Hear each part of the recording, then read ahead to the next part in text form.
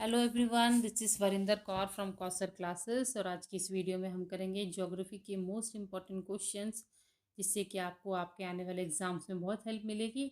और इस वीडियो को देखने के बाद आप अपने एग्ज़ाम में 100% पास हो जाएंगे। बहुत हेल्पफुल वीडियो है फ्रेंड्स, तो स्टार्टिंग से लेकर अंत तक पूरा देखिएगा। आइए स्टार्ट करते हैं। जैसे कि आप अपनी स्क्रीन पर देख ही पा रहे हैं कि स्क्रीन पर 1 और 2 मार्क के क्वेश्चन हैं। ऑब्जेक्टिव टाइप के भी हो सकते हैं और ये 1 और 2 मार्क के ऐसी डायरेक्ट क्वेश्चन आंसर्स भी हो सकते हैं। सो लेसन नंबर 3 से यहाँ पर स्टार्ट किया गया है। लेसन नंबर 3 है exogenic forces and land forms. ठीक है, तो लैंड फॉर्म्स का ये जो आपका चैप्टर है उसमें से पहला क्वेश्चन ले रखा है, which land form is form by wind erosion. जो विंड एरिसन है वो कौन सा लैंड फॉर्म को फॉर्म करता है, तो आंसर है मशरूम रॉक। नेक्स्ट क्वेश्चन इसी चैप्टर का है, जिसमें से ये पूछा गया है कि name 2 landforms created by sea waves. जो समुद्री हवाएं होती हैं उनके द्वारा जो लैंडफॉर्म्स क्रिएट किए जाते हैं उनके क्या नाम है, तो उनका आंसर है cliff and spit. Next lesson आपका लिए गया है lesson number 5, hydrological cycle and ocean. तो यहाँ पर पहला क्वेश्चन है, what is the main cause of tides. तो इसका सही आंसर है gravitational pull of the moon and sun. Next है, which ocean current is warm and flows along the eastern coast of North America. तो कौन सा वो ओशन है करंट जो वार्म है और जिसके आसपास जो है नॉर्थ अमेरिका में ईस्टर्न कोस्ट जो है वहाँ पर हवाएं चलती हैं, तो वो है गुल्फ स्ट्रीम। ओके, ये वाली मतलब जो है चलती हैं, क्योंकि यहाँ पे पूछा गया कि विच ओशन करंट इज़ वार्म, कौन सा ओशन है जो अभी गर्म है तो वहाँ पे गर्म हवाएं चलती हैं, तो वो है गुल्फ स्ट्रीम। नेक्स्ट है lesson number 7, atmospheric pressure and winds. तो एटमॉस्फेरिक प्रेशर एंड विंड्स में पहला जो क्वेश्चन आपसे पूछा गया कि which wind belt lies between 30 degree and 60 degree latitudes. तो इसका सही आंसर है वेस्टरलाइज। जो वेस्टरलाइज है वो 30 डिग्री और 60 डिग्री के बिटवीन जो है वो लाई होती हैं। नेक्स्ट है, what is the name of काम विंड्स नियर इक्वेटर। इक्वेटर के नियर जो ठंडी हवाएं चलती हैं उसका क्या नाम है, तो उसका नाम है डॉल्ड्रम्स। लेसन नंबर 9 है यहाँ पर climate and climate change. Name 2 green house gases. तो यहाँ पे ग्रीन हाउस गैसेस के बारे में आपको बताना है। तो पहली है कार्बन डाइऑक्साइड, दूसरी है methane gas. What is global warming. Global warming क्या है। ठीक है, आजकल बड़ी मतलब इसको हर बंदा जानता ही है कि ग्लोबल वार्मिंग कितनी डेंजरस है हमारे लिए। So rise in the earth's average temperature due to the green house gases. यहाँ पर धरती का जो टेम्परेचर बढ़ रहा है उसे ग्लोबल वार्मिंग किया कहा जाता है, जो कि ग्रीन हाउस गैसेस की वजह से बढ़ रहा है। इसीलिए ड्यूरिंग द सीजन्स अब बहुत गर्मी पड़ती है बच्चों। नेक्स्ट है हमारा forest and biodiversity. Lesson number 15 से ये आपका जो है क्वेश्चन लिया गया है, name 2 types of forest found in India. तो यहाँ पर आपको बताना है कि वो कौन से 2 तरह के जंगल हैं जो इंडिया में पाए जाते हैं। पहला है ट्रॉपिकल एवरग्रीन और दूसरा है डेसीडियस। ठीक है, नेक्स्ट है, व्हाट इज बायोडाइवर्सिटी। बायोडाइवर्सिटी क्या होता है, variety of life forms in an area. Biodiversity होता है कि मतलब अलग अलग तरह की लाइफ का फॉर्म होना अलग अलग एरिया के अंदर। जैसे कि आप लोग समझ सकते हैं कि पानी में अलग जीव जंतु हैं, मिट्टी में अलग हैं, धरती पर अलग हैं, आसमान में अलग हैं, तो उसे हम बायोडाइवर्सिटी कहते हैं। नेक्स्ट है लेसन नंबर 17 से एग्रीकल्चर एंड फूड सिक्योरिटी। तो इसमें से पहला जो पूछा गया कि नेम 2 मेजर रबी क्रॉप्स। तो यहाँ पर आपको रबी क्रॉप्स के बारे में बताना है, जो कि है वीट एंड ग्राम। ठीक है, नेक्स्ट है what is a food security. Food security क्या होती है, availability of sufficient safe and nutritious food. जो भी हम खाना खाते हैं वो सफिशेंट होना चाहिए हमारी बॉडी के लिए, सेफ होना चाहिए और न्यूट्रिशन होना चाहिए, तभी वो हमारी फूड सेफ्टी या फूड सिक्योरिटी जिसे आप कह सकते हैं वो होती है। लेसन नंबर 23 से है ह्यूमन डेवलपमेंट में से पहला क्वेश्चन है आपको, what are the 3 indicators of HDI। तो HDI के 3 जो हैं इंडिकेटर्स कौन से हैं जो इशारा करते हैं, वो है पहला है life expectancy, education and income. यानी कि आपकी लाइफ अच्छी होनी चाहिए, आपके पास एजुकेशन होनी चाहिए और आपके पास इनकम होनी चाहिए। इसी में से आपका दूसरा क्वेश्चन लिया गया है, name 2 states with the high HDI in India. वो है केरला एंड हिमाचल, जहाँ पर लाइफ एक्सपेक्टेंसी जो है वो बहुत है, एजुकेशन है और इनकम है। तो उसमें से दो ही जो है स्टेट इंडिया के आते हैं, वो है Kerala and Himachal Pradesh. Next students, यहाँ पर आ रहे हैं 3 और 4 मार्क के क्वेश्चंस, जो कि है लेसन नंबर 3 से पहला, जो कि एक्सोजेनिक फोर्सेस है। उसमें से पहला क्वेश्चन जो है वो 3 मार्क का ये लिया गया है कि explain the role of rivers in shaping landforms. Rivers का, नदियों का क्या रोल है लैंडफॉर्म्स को शेप देने के लिए। तो आंसर आपकी स्क्रीन पर शो हो रहा होगा, आप लोग स्क्रीनशॉट भी ले सकते हैं। ओके, तो आंसर है rivers erode transport and deposit material in the upper course, they form V shaped valleys and waterfall. नदियाँ जो हैं वो अपनी तरफ से जब वो बहती हैं तो कई तरह की मिट्टी, और उसके अंदर मिट्टी के अंदर जो और मटेरियल्स होते हैं उनको वो ट्रांसपोर्ट करती हैं। ठीक है, अपर कोर्स से ये वी शेप ले लेती हैं। ठीक है, और ये फिर वैलीज और वाटरफॉल्स में जाकर मिलती हैं।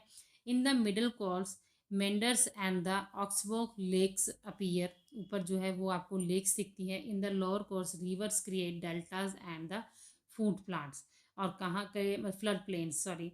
तो कहाँ कहाँ कहीं किसी जगह के ऊपर ये जो है वो वी शेप में वैली बन जाती हैं, वाटरफॉल्स बन जाते हैं। मिडल में ये जो है तालाब का, और जो है आप लोग कह सकते हैं कि लेक्स का रूप ले लेती हैं, और जो लोअर्स में रिवर को जो है वो डेल्टाज और फ्लड प्लेन्स बन जाते हैं। नेक्स्ट क्वेश्चन है लेसन नंबर 5 से, ocean currents and hydrological cycle. तो इसमें पहला जो क्वेश्चन आपको दे रखा है वो ये है कि describe the hydrological cycle. Hydrological cycle होता क्या है? It includes evaporation, condensation, precipitation, infiltration and run of. Water moves between oceans, atmosphere and land, maintaining the balance in the nature. जो भी नेचर ने क्रिएट किया है, ठीक है, उसे ही हाइड्रोलॉजिकल सर्कल कहते हैं। जैसे कि आप समझ सकते हैं कि धरती से ही, नदियों से ही पानी आसमान में जाता है हवाओं के ज़रिए, ठीक है, और फिर वही बारिश बनकर नीचे फिर दोबारा धरती पर आता है। तो इसे हम एक हाइड्रोलॉजिकल साइकिल कहते हैं। Next is wind and pressure belts, जिसमें से क्वेश्चन लिए गए what are the trade winds, explain their importance. तो यहाँ पर ट्रेड विंड्स क्या होती हैं और इसका इनकी क्या इंपॉर्टेंस है। Trade winds blows from subtropical high pressure zones to equatorial low pressure zones. They help in navigation and influence rainfall in the tropical region. जो ट्रेड विंड्स होती हैं वो सब ट्रॉपिकल से हाई प्रेशर में चलती हैं, और इक्वेटिकल तक जाते जाते वो लो प्रेशर में आ जाती हैं।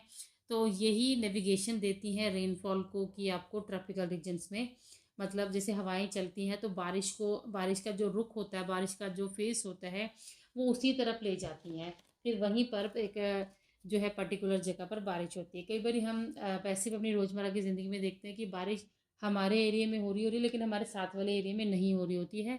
तो वो ट्रेड विंड्स की वजह से ही होता है। लेसन नंबर 15 है नेक्स्ट, जिसमें से फॉरेस्ट एंड बायोडाइवर्सिटी है, जिसमें से क्वेश्चन आपको पूछ रखा है कि मेंशन 3 थ्रेट्स टू बायोडाइवर्सिटी। ठीक है, तो ये 3 थ्रेट्स कौन से हैं जो बायोडाइवर्सिटी की वजह से हैं। पहला है डिफॉरेस्टेशन, यानी कि जितनी जनसंख्या बढ़ेगी, चाहे वो पशुओं की है, चाहे वो पक्षियों की है, चाहे वो इंसानों की है, तो डिफॉरेस्टेशन होगा, पोल्यूशन बढ़ेगा और क्लाइमेट चेंज होगा। These reduce species variety and disturb the ecosystem. Okay, next है लेसन नंबर 17 से agriculture. What are the problem faced by the Indian agriculture. कौन सी प्रॉब्लम है जो कि इंडियन एग्रीकल्चर को फेस करनी पड़ रही है। तो पहला है स्मॉल एंड लैंड होल्डिंग, यानी थोड़ी जगह होना, डिपेंडेंसी ऑन द मानसून, बारिश पर ही हमेशा डिपेंड होना, लो प्रोडक्टिविटी, यानी कि कम जो है वो मतलब एक्सपेक्टेशन से कम होना फसल का, और फोर्थ है पुअर इरिगेशन फैसिलिटीज़, और जो फोर्थ नंबर है वो है कि सिंचाई के साधन हमारे पास कम हैं। तो इसीलिए इंडिया का जो एग्रीकल्चर है उसे कई तरह की प्रॉब्लम्स को फेस करना पड़ता है। आगे है बच्चों 5 to 6 मार्क्स के क्वेश्चंस, जिसमें से लेसन नंबर 9 है क्लाइमेट चेंज, जिसमें पूछा गया है कि explain the causes and the effects of the climate change. जो है क्लाइमेट के चेंज होने के क्या कारण हैं और इसके क्या इफ़ेक्ट पड़ते हैं, ये आपको बताने हैं। ग्रीन हाउस गैसेस जो हैं, ठीक है, और डिफॉरेस्टेशन, इंडस्ट्रियल पॉल्यूशन, यानी कि जो जैसे हम लोग, आपको पता ही होगा कि ऑक्सीजन को हम अपने अंदर इनहेल करते हैं और कार्बन डाइऑक्साइड को जो है हम वो एक्सहेल करते हैं। और उसके अलावा भी आसपास में बहुत सारा कचरा है, ठीक है, जंगल कट रहे हैं, तो इससे क्या हो रहा है कि ये क्लाइमेट को चेंज कर रहे हैं। इफेक्ट्स क्या पड़ रहे हैं? राइजिंग टेम्परेचर, गर्मी बढ़ रही है, टेम्परेचर बढ़ रहे हैं, ग्लेशियर मेल्ट हो रहे हैं, एक्सट्रीम वेदर, मतलब पानी मौसम के अंदर भी चेंज हो रहा है, कभी बारिश बहुत ज़्यादा हो रही है, कभी बिल्कुल ही एकदम सूखा पड़ जाता है, गर्मी बहुत हो जाती है। लॉस ऑफ बायोडाइवर्सिटी, इससे बहुत सारे जो है जीव जंतुओं का काफ़ी ज़्यादा नुकसान हो रहा है। Climate changes affects agriculture also, ठीक है, ये वाटर सप्लाई पर भी कम मतलब इम्पैक्ट डालता है और हेल्थ पर भी डेफिनेटली इम्पैक्ट डालता है। Global efforts like SDS aim to reduce its impact, जो ग्लोबल एफर्ट्स कर रहे हैं, जो ग्लोबली तौर पर डब्ल्यूएचओ वाले या दूसरे जो आप लोग कह सकते हैं इंस्टीट्यूशंस हैं, दूसरे जो एनजीओ वाले हैं या दूसरे जो डिपार्टमेंट वाले हैं, वो इसके ऊपर वर्क कर रहे हैं कि क्लाइमेट चेंज को रोका जा सके। नेक्स्ट है lesson number 16, water resources. Describe 6 method of water conversation conservation. तो इसमें से है कि पानी को किस तरह से हम लोग जो है वो कर सकते हैं, यूज़ कर सकते हैं। 6 मेथड जो यहाँ पर पूछे गए हैं, जिसमें से पहला मेथड है रेन वाटर हार्वेस्टिंग, यानी कि रेन वाटर जो है उसको हम रख सकते हैं। ड्रिप इरिगेशन कर सकते हैं, reuse of water, waste water का कर सकते हैं, बिल्डिंग चेक डैम्स कर सकते हैं, प्रोटेक्टिंग वेटलैंड्स कर सकते हैं, ठीक है, गीली जो ऑलरेडी गीली है ज़मीन उसके अंदर पानी ना दिया जाए। और उसके बाद है awareness companions, this method help save water for the future. और हमें अलग अलग जो है वो मतलब कह लो मुहिम चलानी चाहिए ताकि लोगों को पानी की वैल्यू पता लगे। लेसन नंबर 18 है मिनरल एंड एनर्जी सोर्सेज, जिसमें से ये आपका लॉन्ग क्वेश्चन लिया गया है। पूछा गया है कि what are the environmental impacts of mining, mining के क्या इम्पैक्ट पड़ रहे हैं इन इस पे इन्वायरमेंट पे। तो इसमें सबसे पहले देखिए, माइनिंग करने से क्या हो रहा है, डिफॉरेस्टेशन हो रही है, सॉइल एरोजन हो रहा है, मिट्टी की जो है वो परत खराब हो रही है, वाटर पोल्यूशन हो रहा है, पानी का हवा का पोल्यूशन हो रहा है, बायोडाइवर्सिटी का लॉस हो रहा है, and health hazards for the work, proper regulation and eco friendly methods are needed. तो यहाँ पर भी हमें कई तरह की संस्थाओं की ज़रूरत है जो कि इसके लिए वर्क कर सकें। पहला जो क्वेश्चन है वो 1 मार्कर है, 1 से 2 मार्कर ये क्वेश्चन हैं। तो जिसमें से पहला ये आपका क्वेश्चन है, who coined the term geography, geography नाम किसने दिया था। तो the term geography was first used by Eratosthenes, जो कि ग्रीक स्कॉलर हैं, जिन्हें ज्योग्राफी का फादर भी कहा जाता है। सेकेंड क्वेश्चन है, what are the 2 branches of geography, geography की 2 ब्रांचेस कौन सी हैं।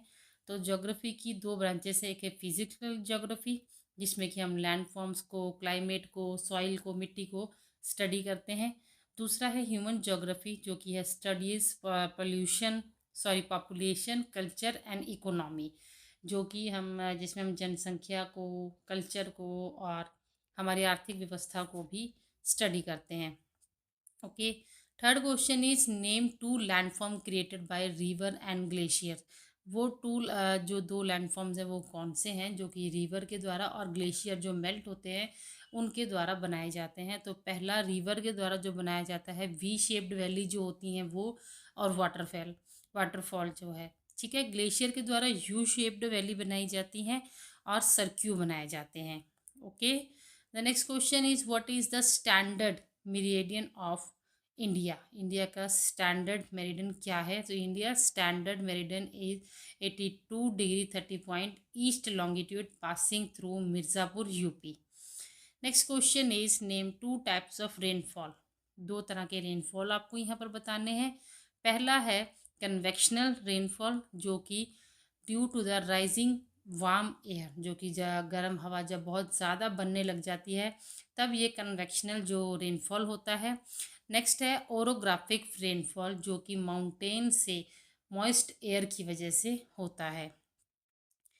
Next question is question number 6, what is the mean by sustainable development. Sustainable development means using resources wisely so that future generation can also meet their need without harming nature. तो sustainable development वो है कि future generation को भी जो है resources मिल सके, जो नेचुरल रिसोर्सेज हैं वो मिल सके नेचर को हार्म किए बिना। आगे है 3 to 4 मार्कर क्वेश्चन, जिसमें से कि distinguish between systematic and regional geography. तो इसमें आपको यहाँ पे डिफ्रेंशिएट करना है सिस्टमैटिक ज्योग्राफी और रीजनल ज्योग्राफी में। तो सिस्टमैटिकल ज्योग्राफी जो है studies one topic globally, climate across the world. तो ये सिस्टमैटिक तरीके से एक टॉपिक को उठाकर और उसके ऊपर जो है वो स्टडी करते हैं पूरे वर्ल्ड में उसी चीज़ के ऊपर। मान लीजिए क्लाइमेट है, मौसम है, तो पूरे वर्ल्ड के मौसम को ये सिस्टमैटिक ज्योग्राफी के थ्रू स्टडी करते हैं। नेक्स्ट है regional geography, studies all feature of one area. ये क्या करते हैं, जैसे हिमालय है, ठीक है, हिमालय के अंदर जितने भी एरियाज पड़ते हैं उन सब को स्टडी करते हैं। Systematic is theme based, regional is area based. Systematic के अंदर थीम सेलेक्ट कर ली गई कि क्लाइमेट के ऊपर करेंगे या बारिश के ऊपर करेंगे या मिट्टी के ऊपर करेंगे, ठीक है। और जो रीजनल हो जाती हैं, सॉरी, जो सिस्टमैटिक और रीजनल हो जाती है वो एरिया बेस्ड हो जाती है कि हमने किस स्पेसिफिक एरिया की मिट्टी, पानी, हवा, बारिश सबको हमने स्टडी करना है। Systematic uses general principle while regional focus on the local details. ये जनरल प्रिंसिपल्स के ऊपर काम करता है और रीजनल जो है वो लोकल लोगों से जो डिटेल्स इकट्ठी होती हैं उसके ऊपर वर्क करता है। क्वेश्चन नंबर 2 है 3 to 4 मार्कर में से, importance of the human geography with example. तो यहाँ पर ह्यूमन ज्योग्राफी की इंपॉर्टेंस यानी जो महत्व है वो आपको बताना है एग्जाम्पल्स के साथ। तो आंसर है human geography helps us understand how people live, work and interact with nature. कि जो लोग जो हैं, इंसान जो है वो किस तरह से रहते हैं, जीते हैं, काम करते हैं और कुदरत के साथ तालमेल बनाकर रखते हैं। It studies population, transport, culture and economy.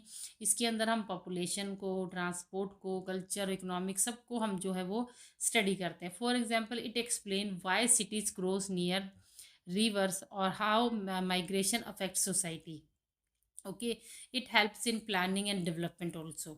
Next question is 4 phases of development of geography. तो यहाँ पर आपको ज्योग्राफी के 4 phases बताने हैं, जिसमें से कि पहला है एंशियंट फेज, जो कि ग्रीक लाइक इरास्टोथीन्स ने बनाया था। फिर है मेडिवल, जो कि अरब जोग्राफर्स की तरफ से जो थे उन्होंने रिसर्च करी थी। फिर मॉडर्न फेज में हुम्बोल्ट और रिटर आ जाते हैं।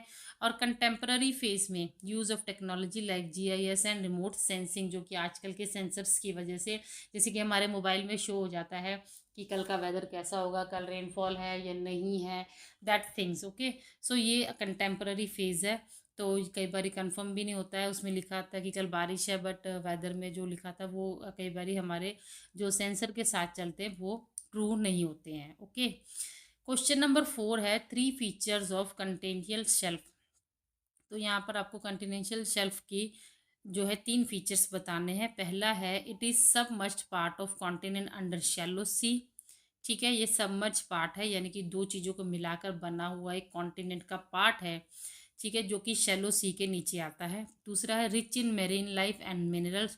ये मेरीन लाइफ और मिनरल्स में इसके अंदर बढ़ोतरी बहुत ज़्यादा होती है, तादाद आपको ज़्यादा मिलेगी। थर्ड है important of for fishing and oil exploration. ये फिशिंग के लिए भी और जो है ऑयल एक्सप्लोरेशन के लिए भी हेल्पफुल है।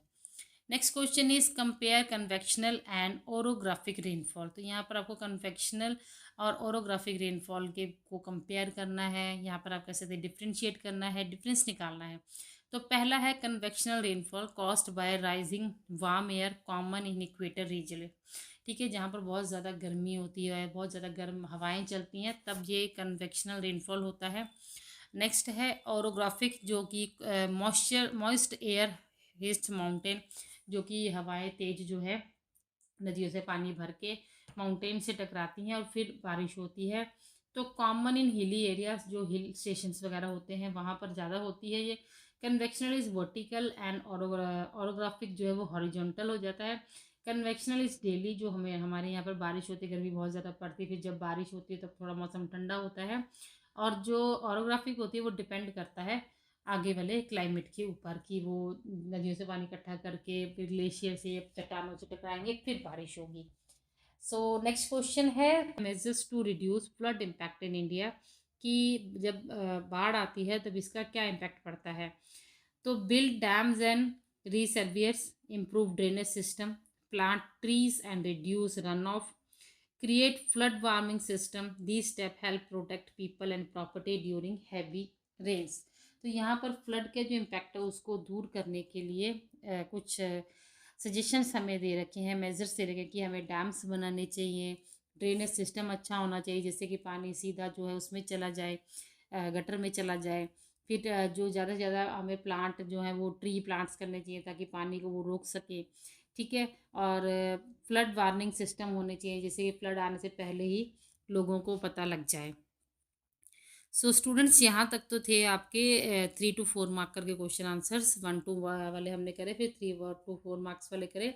अब हम करेंगे 5 to 6 मार्क्स वाले क्वेश्चन, जिसमें से पहला जो है वो है आपका why is geography called an integrating discipline. Geography को एक इंटीग्रेटिंग डिसिप्लिन क्यों कहा जाता है? ज्योग्राफी कनेक्ट्स नेचुरल साइंस, क्योंकि ज्योग्राफी जो है हमारा भूगोल जो है वो नेचुरल साइंस यानी कुदरत के ऊपर डिपेंड है, जैसे geology, biology and social science like economics and sociology. तो ये दोनों ही चीज़ों पे वर्क करता है, क्योंकि कहीं ना कहीं नेचर का पूरा इम्पैक्ट जो है वो सीधे सीधे पॉपुलेशन पर, उनके कल्चर पर पड़ता है। क्योंकि हम भी देखते हैं कि कुछ त्यौहार ऐसे हैं जो मौसम बदलने पर ही आते हैं, बारिश में ही होते हैं, सावन के महीने में, जैसे सावन का महीना यहाँ पे सेलिब्रेट किया जाता है।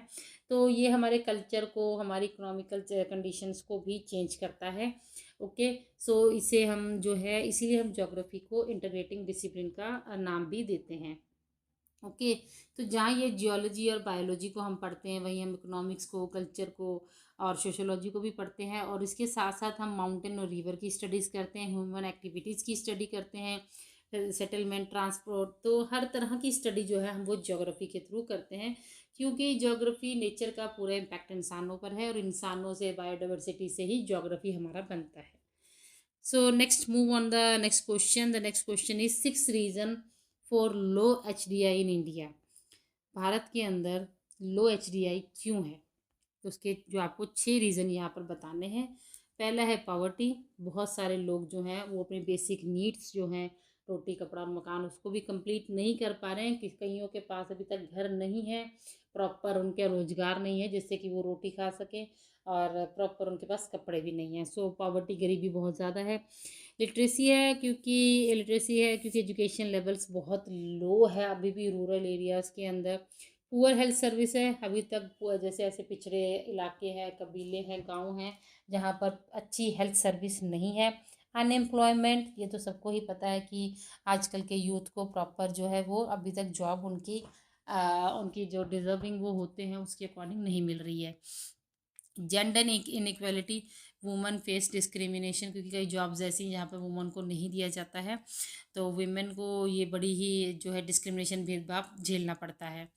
आगे है रीजनल इम्बैलेंस, जिसमें कि अलग अलग स्टेट्स के अलग अलग लाइफ है, अलग अलग खाना पीना है, अलग अलग कल्चर हैं, तो उससे भी HDI का स्कोर जो है वो जो है काफ़ी गिर जाता है। नेक्स्ट है question number 3, non conventional source of energy. तो यहाँ पर आपको नॉन कन्वेंशनल सोर्सेस बताने हैं एनर्जी के। तो पहला है सोलर एनर्जी जो कि सनलाइट से आती है। विंड एनर्जी जो कि जो वायु के वो लगाए जाते हैं, पौन चक्की वगैरह लगाई जाती है, उसमें से आती है। बायोगैस जो कि एनिमल्स के वेस्ट से, जैसे कि गाय के गोबर से निकलती है बायोगैस। फिर है टाइडल एनर्जी जो कि समुद्री हवाओं से आती है। आगे है जियोथर्मल एनर्जी जो कि अर्थ को हीट कर रही है काफ़ी ज़्यादा। हाइड्रोजन फ्यूल जो कि क्लीन एंड एफिशिएंट है। These sources are renewable and eco friendly. So ये नॉन कन्वेंशनल जो सोर्सेज है एनर्जी के। आगे है 6 इकोनॉमिक्स बेनिफिट ऑफ माउंटेन। तो मैं जो आपको माउंटेन्स के यहाँ पे 6 बेनिफिट बताने हैं, इकोनॉमिक बेनिफिट बताने हैं, कि जिससे कि लोगों को कमाई, इनकम का साधन भी मिलता है, और साथ ही साथ सरकार की भी इनकम का सोर्स बनता है। तो उसमें से है, सबसे पहले है टूरिज़्म। लोग हिल स्टेशंस पर जाते हैं, विजिटर्स ज़रूर देखने जाते हैं। Forest provide timber and herbs, तो फॉरेस्ट में कई तरह के जड़ी बूटियाँ जो हैं वो मिलती हैं, जिसे कि सेल करके अच्छी इनकम जनरेट की जा सकती है। Water sources, reverse originate in mountain, पानी से भी काफ़ी हेल्प मिलती है। Agriculture, terrace farming is common, यानी कि छत पर भी यहाँ पे लोग जो है वो एग्रीकल्चर कर सकते हैं। Minerals rich in resources like coal, यहाँ पर कोयला वगैरह माउंटेन्स में बहुत ज़्यादा मिलता है जो कि सेल होता है फैक्ट्रीज वगैरह के लिए, और भी कई तरह के थर्मल प्लांट्स के लिए, घरों के लिए भी कोयला काफ़ी ज़्यादा जो है वो बिकता है। Hydro power, dams generate electricity, dam से इलेक्ट्रिसिटी आती है। और mountain support economic and environment, और जो माउंटेन्स हैं वो पूरी तरह का एनवायरनमेंट डैम्स को देते हैं ताकि वो इलेक्ट्रिसिटी को जनरेट कर सकें। नेक्स्ट है question number 5, methods of resource conservation. तो जिसमें से पहला है रिसाइकलिंग, यानी कि रीयूज मटेरियल लाइक पेपर और प्लास्टिक को दोबारा यूज़ करें। ठीक है। फिर रेन वाटर जो है हार्वेस्टिंग, यानी कि आपको बारिश के पानी को यूज़ करना चाहिए, उसको स्टोर कर लेना चाहिए। ठीक है। और फॉरेस्टेशन, यानी कि जो हम लोग फॉरेस्टेशन करें, यानी कि जंगलों को काट काट के सोसाइटीज़ बन रही हैं, घर बन रहे हैं, उनको दोबारा से प्लांट कर देना चाहिए। ठीक है, मिट्टी को बचाने के लिए।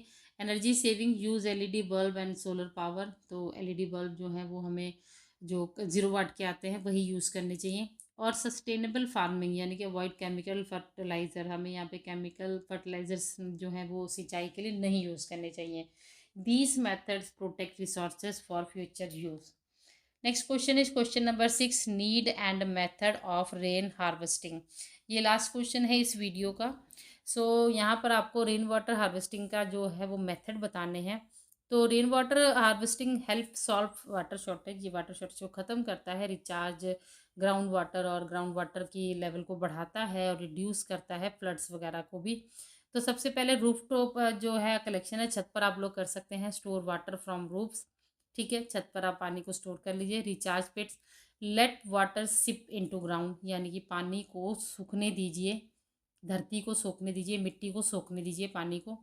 ठीक है। आगे है परकोलेशन टैंक्स, यानी कि बड़े बड़े टैंक्स हमें रख देने चाहिए जिसमें कि बारिश का पानी स्टोर हो।